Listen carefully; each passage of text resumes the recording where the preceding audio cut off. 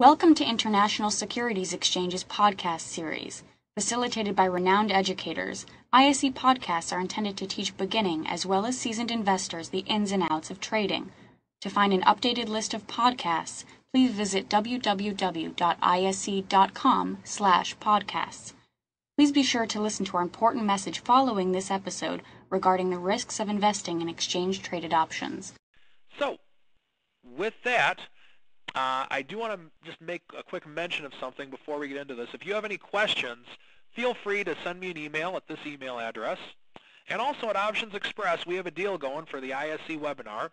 If you want to open up an account, feel free to go to this link, optionsexpress.com/edu5. And if you open up an account through that link, you'll have access to the OptionsXpress education, free virtual trade, free real-time quotes, free charting. With that, you don't have to fund it. There's no inactivity fees.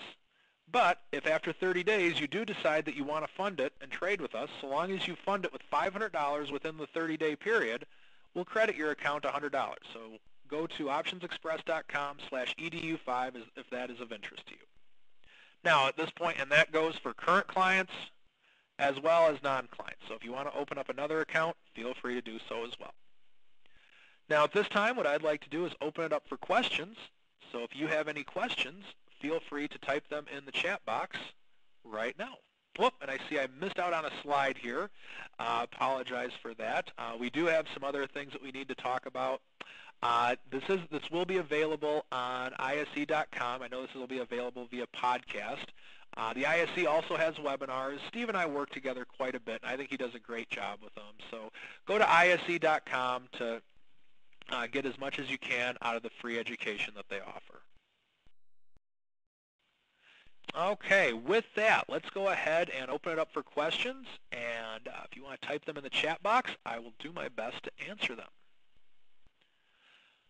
From Susan, what kind of stop would you use for this example? And I'm guessing that's based upon the Condor example. Well, with that, there's two ways with which you might want to consider doing a stop loss. One way is, and I'm going to use an oversimplified, over-exaggerated example. Let's say that I put my entire portfolio into one position. I don't recommend that. I don't know anyone who does, but if that's the case, you better have a very tight stop loss, and you better never leave. You better have your finger on the button the entire time to trade it out. Now, let's say that you have a very small position. If you have a small position and it's limited risk, with that being this case, if it's actually limited risk, such as just buying a call option or buying a spread or doing some type of a credit spread or something to where the risk is defined, then you can go with no stop loss. But just make sure it's not a lot of money. You need to make sure that you limit your risk based upon the size of the position. So let's say, for example, that you're just looking at a stock or a condor or a butterfly or whatever, and you need a lot of movement. You need to allow a lot of leeway for this thing to work. You're like, well, I think this will go my way, but I really need to allow a lot of stuff to go against me for this to work right. And if that's the case, then you're going to need to just have a small position on it. Now, if it's something to where, you know what, if I'm wrong after one tick, or I'm wrong after the CDD goes down 3 cents or whatever, and I'm using another over-exaggerated example, then you can take a larger position, because if that's when you decide that you're wrong on the trade, well, then you can have a wider stop loss, so to speak. Now, you can, when I say stop loss, you can set up a stop loss on the spread itself, on the option itself, as a contingency. You can set up a stop loss in a whole variety of ways. So don't necessarily limit yourself. Okay, we got some other questions coming on here.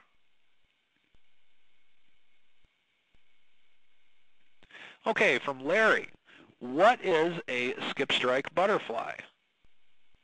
This is something to consider when, if you're using a skip strike butterfly, what that is that you're just widening it out a little bit. So let's go ahead and show this real quick on our website. When you do a skip strike butterfly, you're essentially, instead of making the strike prices equidistant, you're going a little bit further away. You're trying to get into a trade for free. You're trying to use a credit spread to pay for a debit spread. So let's take a look. Let's use CDD again.